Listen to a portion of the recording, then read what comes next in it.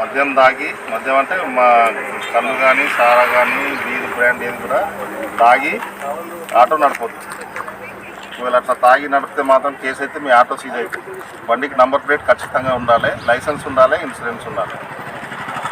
మళ్ళీ ఒకవేళ మీరు వేరే దగ్గర కొన్నా మీ పేరు మీద లేకపోతే మీ పేరు మీద చేయించుకోండి. అర్థమైందా? ఓవర్ ప్యాసింజర్ కూర్చోబెట్టుకోవద్దు. డ్రైవర్ రైట్ సైడ్లో ప్యాసింజర్ ఉండదు.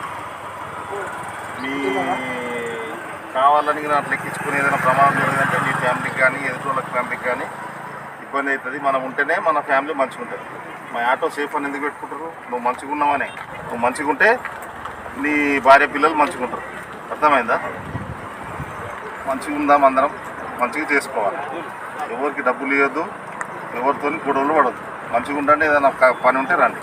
మీకు లైసెన్స్ లేకపోతే మీరు నా దగ్గర రండి, నేను ఆర్టీఓ గారితో మాట్లాడి లైసెన్స్లు ఇప్పిస్తాను. కానీ లైసెన్స్ లేకుండా మాత్రం నడపదు. ఎవరు ఉన్నారో అలా ఈ పేపర్స్ అన్ని ఇది చేసుకొని ఆన్లైన్ ఇది చేసుకోండి, నేను సార్తో మాట్లాడి ఇప్పిస్తాను. ఇవన్నీ ఎస్పీ గారు ఇన్స్ట్రక్షన్స్. ఎస్పీ గారు, డిఎస్పీ గారు, సిఏ గారు అందరికి చెప్పమని చెప్పారు. చెప్తున్నాము. మీరందరూ అవన్నీ పాటించాలి. ఏమైనా గుంతలు బొంతలు ఉంటాయి చూసుకోవాలి. నువ్వు అదే స్పీడ్ ఇంకా వాడిని ఓవర్ చేసి నేను పోతుంటే ఆయన పల్టీ అయిందనుకో అందరికి కష్టమైంది. ఓవర్ స్పీడ్ పోవద్దు, జాగ్రత్తగా నడుపుకోవాలి.